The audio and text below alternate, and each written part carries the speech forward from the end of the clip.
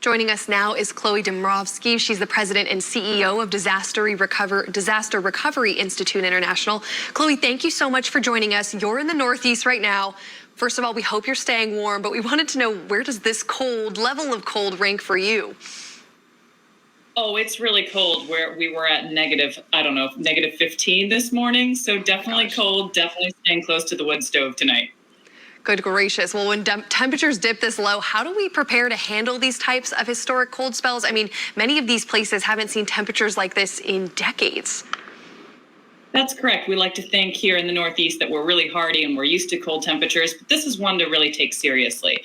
The risk of frostbite can kick in like 5 minutes. Hypothermia can happen inside if your heat is not up high enough. So it's a really important time to stay put, hunker down. It's not the time to go outside and see if there's a Chinese spy balloon above your driveway. Like, you need to stay warm. You need to take this seriously. It's really important to have some of those emergency preparedness essentials, extra blankets. You might want to just stay under those blankets all evening.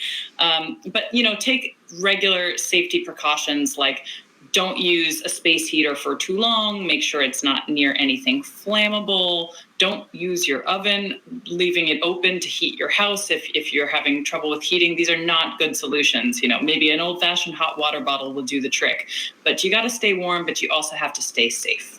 No, these are absolutely life-threatening conditions out there, and people may also be worried about damage to their homes. We talk a little bit, we saw that wind whipping there. What are the risks, and what should people be doing to prevent damage to their property in such cold conditions? Yeah, this is one of those things that people are really concerned about, and rightfully so. We're hearing reports of trees exploding because the sap in the trees is freezing, and obviously a tree falling in this kind of condition can wreak all kinds of havoc on your house.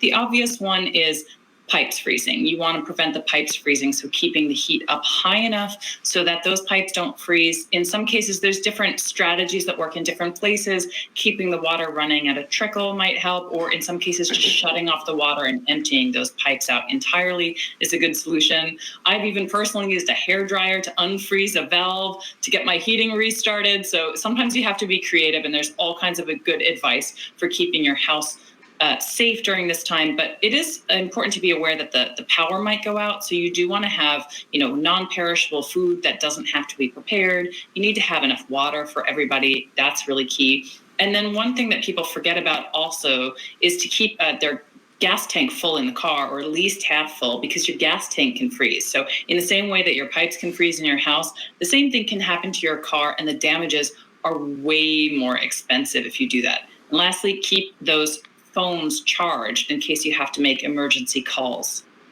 No, that's all such good advice, and you have this California native shivering in her boots over here. Chloe Demrovsky, thank you so much for joining us.